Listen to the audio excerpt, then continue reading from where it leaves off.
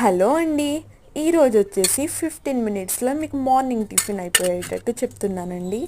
First ఒక pan తీసుకుని అందులో ఆయిల్ వేసి జీలకర్ర వేయాలండి. తర్వాత ఆవాలు వేసుకోవాలి. తర్వాత కరివేపాకు అనేది వేసుకోవాలండి. ఇవి కొంచెం వేపించుకోవాలి.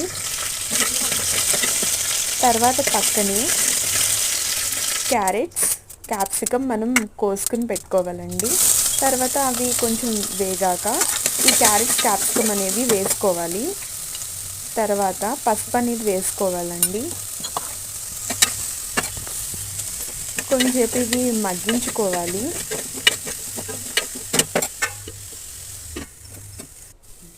తర్వాత పక్కనే పెట్టుకున్న రైస్లో మనం కారం సాల్ట్ అనేది కలుపుకోవాలండి. కలుపుకున్నాక అది అందులో కలుపుకుంటే మనకి 15 మినిట్స్లో టిఫిన్